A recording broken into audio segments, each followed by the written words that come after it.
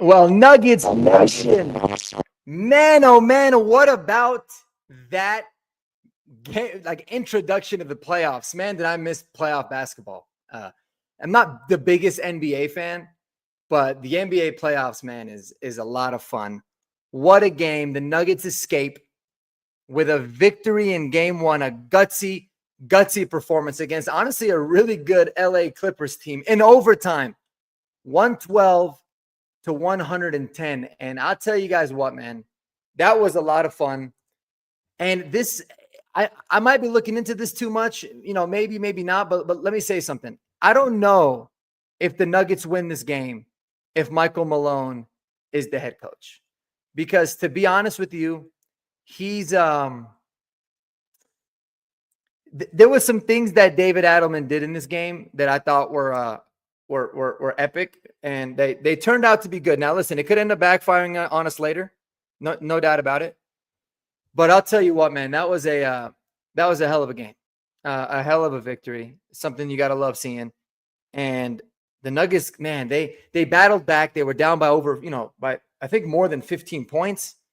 And they found a way to come back and get it done. The effort was amazing. Something at the end of that second quarter really seemed to click for the team. It's like something woke them up. It was right around the time where, Peyton Watson kind of sprinted down the field and beat the defender to the ball and then got the layup. It kind of got everybody going. And shout out to Winchell's Donut House, man, in Liverpool. Best donuts in town. They are right across the street from Grandview High School where your boy went. So go check them out. But holy moly, what a game. And I feel like I played. I'm exhausted. But let's get into the stats here of this game and kind of talk about there was so much. There was so much in this game that I felt like was crazy. Absolutely crazy. Let me see if I can make this a little bigger for y'all. Let's see. Is that going to work? Yeah, there you go. I like that there. All right.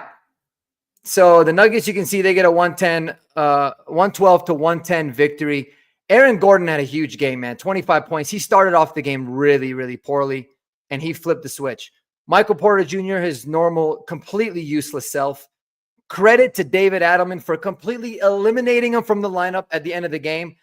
If somebody would have told me that they're going to bench Michael Porter for Russell Westbrook in the clutch parts of the game, I still, after all the crazy stuff and all the bad plays that Russell Westbrook's done, I would say that's the smart move, especially against a team like the Clippers that are so defensively minded. Russell Westbrook was like the stock market over the last couple of weeks, man. Just completely up and down. He is I'll give you guys my comparison here in a second. Nikola Jokic, his normal beastly self, man. 29, 9, and 12. Did a great job facilitating. Jamal Murray had 21. He had a really solid second half, kind of got us into it. And then Russell Westbrook with the big 15 points. And that's what you love to see. This is when the Nuggets find themselves playing the best type of basketball, is when they're dispersing out the scoring. It's not just the two-man big-time scoring game. Other guys are getting involved. Jamal Murray, to his credit, didn't have a really great shooting night, but he had 7 assists. He was playing really good defense. Jokic had 3 steals. Christian Brown had 2 steals. Russell Westbrook had 2 steals. It was impressive. It was fun to watch, man. And just a gutty performance. They had a bad first quarter. They were down 35-7, 35-27. They were down 8. They cut into the lead a little bit. So that, to go into half just down by 4 points, and then won the third and won the fourth quarters. A couple bad plays here and there, yeah, and then they ended up getting the dub in overtime. It was huge. Let's talk a little bit, guys, about Russell Westbrook, man, and what this guy brings. Everything that I saw from him today was exactly what I thought he was going to bring to the Nuggets in the playoffs. I didn't really care so much about the addition of Russell Westbrook for the regular season. I think a lot of the times with other guys out and him being called upon to be like the main offensive scorer, I didn't like it. But today, man, he still couldn't make a layup, but he had a big-time 3. He had huge offensive rebounds. His defense was phenomenal. He forced a huge turnover in overtime that ended up basically sealing the game. To his credit, he was knocking down some free throws when he got the opportunity to as well. I mean, he was 3 or 4, but he got some big ones. But his energy, man, it seemed to have just shifted the way that this team plays. And what I really love about him, something that I've been begging this Nuggets team to do, is when they get a stop on defense, he gets them going. Like whether they end up scoring or not is one thing, but he gets them going. He gets the defenses exhausted. I mean, they're running at altitude, something that you got to love seeing. And yeah, I mean, he had a unbelievably clutch steal. He's done this a lot. The problem is that he'll also make that really awful play that overshadows everything. You didn't really see that today, man. You didn't see that today at all from them. Love everything about it. Love everything about what the hold on, sorry, I'm getting so funny. Somebody's questioning what's up with that hat in the background. Nadal, it's a make Broncos great again hat, bro. All right. If you have any issues with making the Broncos great again, that's a personal problem. I'm a Bronco fan, you know. But man, it was just massive. It was massive. And to be honest with you, this was a game that the Nuggets ended up getting a win in, and I don't even think Jokic really played very well. Obviously, 29. What he finished with 29, 9, and 12 is a really good stat sheet. But anybody that's been watching Nikola Jokic knows when he's shooting 50% and he misses 2 clutch free throws in a clutch moment of the game, it was not his best outing, and to still be able to get the win is huge. I really loved what Jamal Murray brought today, man. He made some big time shots like he normally does, but he also, when he realized his shot really wasn't falling, he was contributing in other aspects of the game, which I loved. And I think a lot of it was because they allowed for, Russ to be on the floor with him. Russ was the primary ball handler. So it took a little bit of that pressure off of Jamal, but his defensive energy was great. I thought he really did a good job on defense. And then just being a facilitator, being the guy that got the ball out. Yeah, he still had some boneheaded plays, no doubt about it, but I think he really helped get us back into this game. In the late in the third and early in the fourth quarter when he started knocking some shots down, and just a gutty win, man. You love to see it from this team because there were so many of these games late where you saw the team get really deflated or not really show that effort. The effort was 10 out of 10 tonight, man. It was 10 out of 10 today. I loved it. I thought it was huge. But this is fun, man. It's probably the first time I've ever gone live talking Nuggets, and I cannot wait for the Avs game here in a little bit too. But yeah, man. Russell Westbrook is the Jameis Winston of the NBA. Like, he makes some unbelievable plays, and he makes some incredibly boneheaded plays. And as long as the good plays outweigh the bad ones, then you're going to have a good result. And that's exactly what happened today. I think that they just need to wean him in a little bit, but you also don't want to tell Russ, like, don't be yourself and don't be aggressive. Like, yes, I get he's missing these free throws or these layups, and he's being aggressive, but I still like it. Like, he's not going to miss every layup, right? Eventually those things are going to fall, but the clutch 3-pointer that he had in the corner, man, was massive.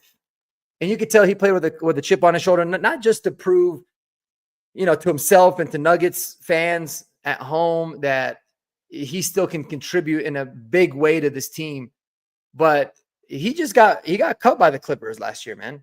They replaced him with I don't even know who was his replacement, but they ended up signing like Ben Simmons and a couple other guys. So he took this game personally. I think he's going to take the series personally, but it was a huge win. This is one of those games where I feel like the Nuggets stole it, which is nice because to be able to steal a game and have a 1-0 lead, it sets it up really nicely for the rest of the series.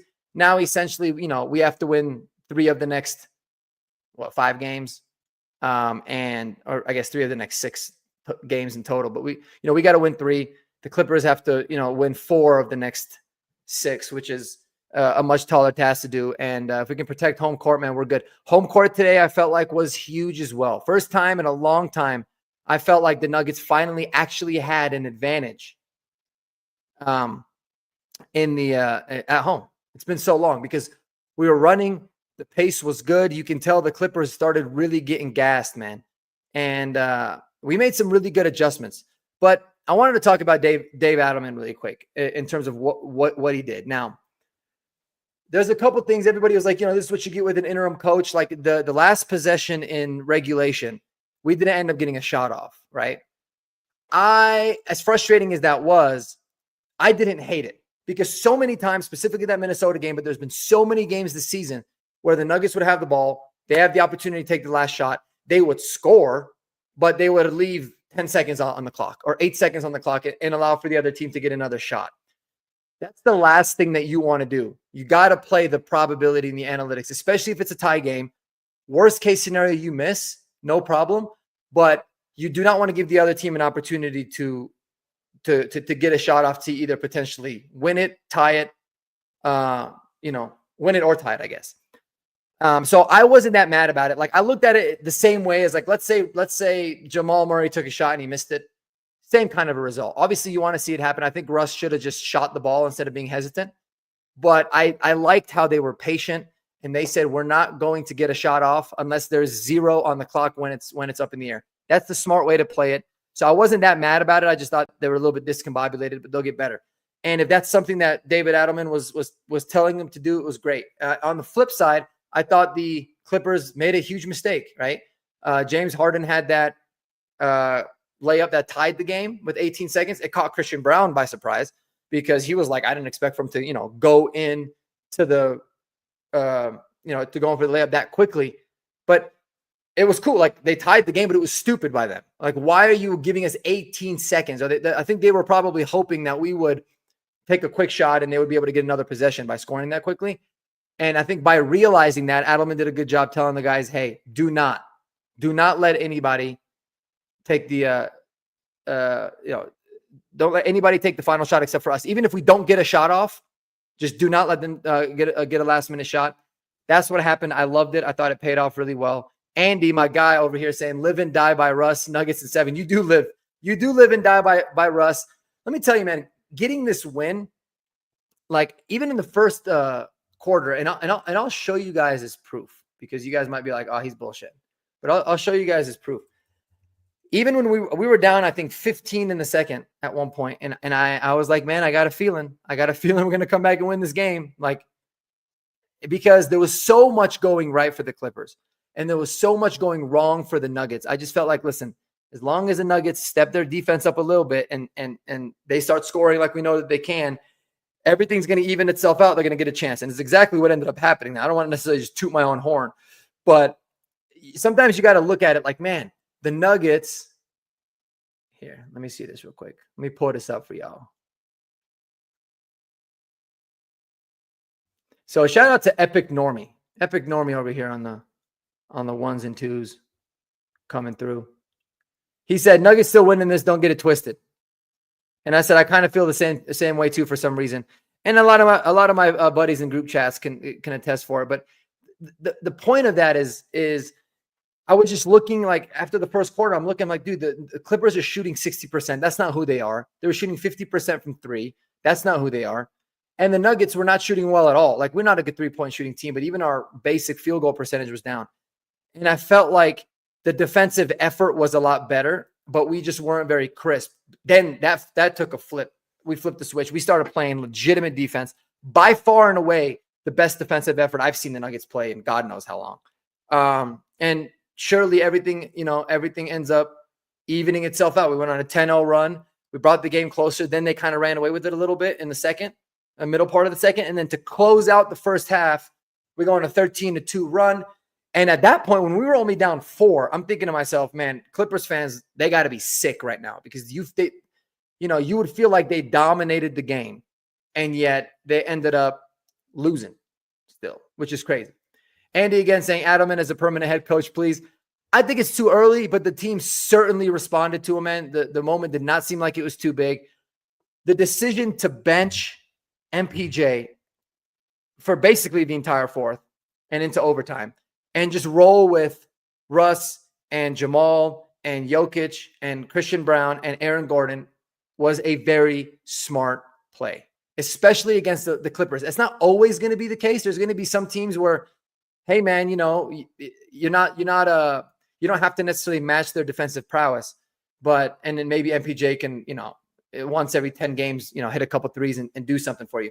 But he noticed not only was MPJ struggling today on the offensive side of the ball, his defensive effort was atrocious. His body language was atrocious. It's what drives me crazy about the guy every single time I play him. And then they have those games, man, where he goes like 8 of 10 from 3 and he lights it up and everybody's like, yeah, MPJ's the greatest player. You cannot let that cloud your judgment about who he is. He's way too inconsistent.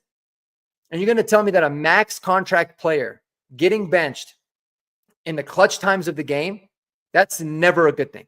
Never, ever a good sign. So listen, you got to keep it in stride. The thing about MPJ is that he's in a lucky position because even though he's a very inconsistent three-point shooter, he is still our best three-point shooter, and we don't have many of those. But, dude, I mean, kudos to Russ had a big three. Jokic had a couple big ones early. Christian Brown had a massive dagger three, just a dagger in overtime. Aaron Gordon had a big-time three. So other guys stepped up, and I loved to see it. I think moving forward, you definitely roll with the same lineup. You got to have Russ still coming off the bench, and then you got to see how the game plays out, right? Because Russ coming off the bench is always going to be a better thing. I like the energy. I thought I was really happy with the way that like Peyton Watson was even playing in his limited minutes, right? I don't even think he scored much. He might not have scored at all, but I loved the effort and what he ended up bringing on defense. He got a big time steal. He still scored 6 points in the 14 minutes that he played. I thought his playing was huge. And then they put in Jalen Pickett for 5 minutes, right? He struggled a little bit defensively, but I mean, 5 minutes, 2 points. He got himself a couple rebounds, couple points. So I like to see him mixed in a little bit, but those are going to be the 8. Those are the 8 players that we're rolling with. We're going with our starting 5 and Gordon, MPJ, Jokic, Murray, Christian Brown, and then Payne Watson, Russell Westbrook, and Jalen Pickett. This might be a series. It might be a series where we need to have some DeAndre Jordan playing, especially early. Now, early on, we were getting dominated on the boards. It was driving me crazy because I was like, that's where our big advantage is. That flipped. Our offensive rebounding in the second half was clutch. It's exactly what it should be. We are a bigger team. That is where we have an advantage. Surprisingly, we don't have an advantage against anyone else. But in the non-Jokic minutes, dude, put in DeAndre Jordan, man, and let him be a guy that can just sit there and dominate the rebounds for you. You know the Clippers are going to adjust. The Clippers might, they might come in with some other guys that didn't play off their bench. I'm going to go in and see a couple of these different options of some big guys. I just don't think they have a lot of big guys, to be honest with you. They just got a bunch of like 6'7" guys. Maybe no, that's it. Yeah, so they don't really have a lot of big players. Their tallest guy, actually kind of crazy, is Zubac.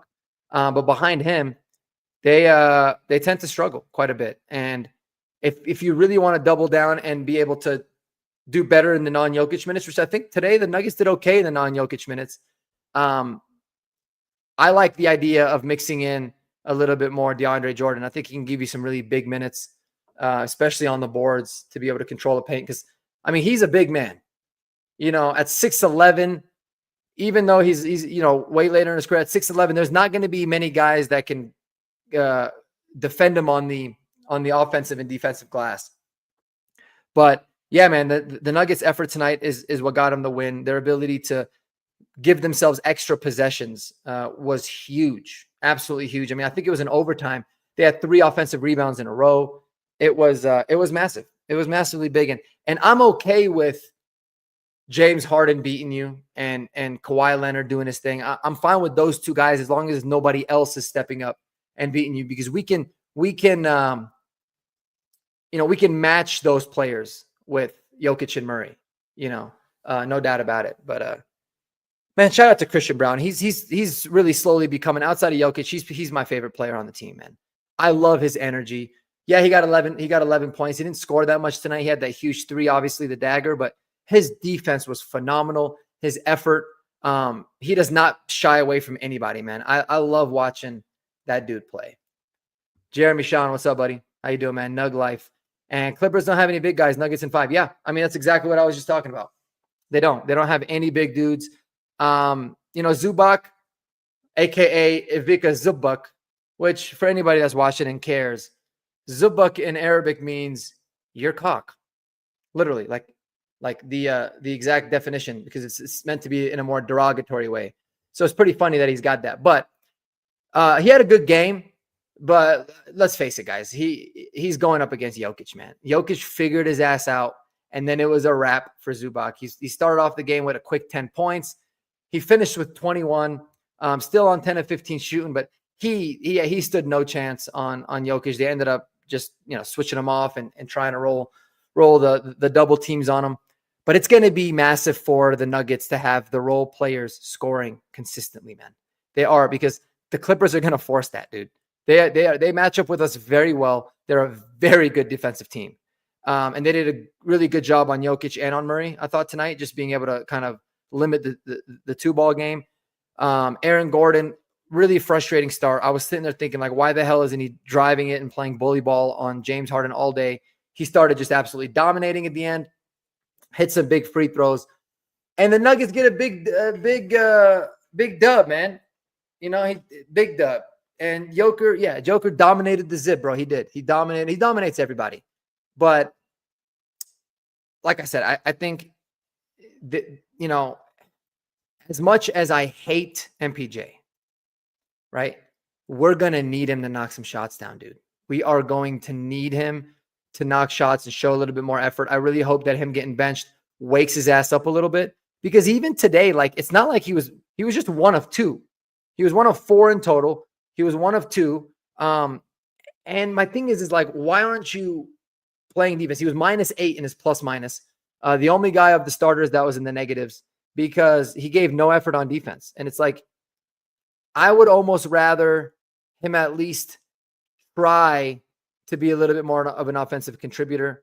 But I just didn't like anything that I was seeing from him tonight. So you never know what you're going to get with him, man. But Gordon's going to have to keep dominating. He's the biggest X factor probably in the series, because he's a big man, physical player that can dominate against their defenders.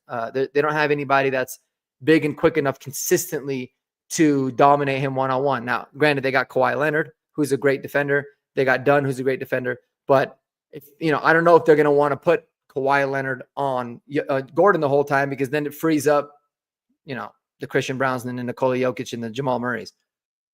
So it was dope, man. Yeah, Jeremy, you tell him. Do your good deed of the day. Hit the subscribe button, guys. I'm almost at 1,000. I'd really appreciate it if you would consider subscribing. I talk mainly 90% about the Broncos, but I do talk about some Avs and some Nuggets, especially during the playoffs, as you can see what we're doing tonight. So huge dub today, man. Super proud of the way that the Nuggets responded. I thought Dave Adelman did a really great job of just being having a plan with his lineup late in the game, sticking with it. I also liked how he doesn't call those rage timeouts. He kind of was forcing his players, like, have them work through it and have them figure it out. And in the non-Jokic minutes, it really paid off, because I thought that it allowed for some of these guys to get into a little bit more of a groove. They're holding accountability for themselves. So I definitely like the fact that he wasn't taking the rage timeouts. And you did see a little bit of that in the 3 games that he had in the regular season, but he's undefeated as the coach, man. Still huge win, 112-110. This is the kind of game that I was worried the Nuggets would not be able to win, the low scoring defensive battle type of game. After the first quarter, I thought it was going to be a shootout, and I was like, oh, all right, well, that's kind of the game I feel like I would want. But then that was it. The scoring just completely went dry. I mean, both teams were under 100 points. It was 98-98 going in overtime. So I was worried that they would be able to win this type of game because of the defensive nature of the Clippers. But, man, they got it done. So on to game 2. I believe that's on Monday. And we'll have it to you live. But stay tuned, guys. The Avs are going to go live later tonight. I will have Avs content. Ain't no doubt about it once that wraps up. I probably won't go live because I won't be at the crib when that game goes on. But we will react to it, and we'll talk about it in what I think is going to be a brutally hard series against the Stars, just because the Stars make everything difficult, man. So appreciate y'all, man. Y'all enjoy the rest of your Saturday. Thanks for riding with me, and peace out, baby.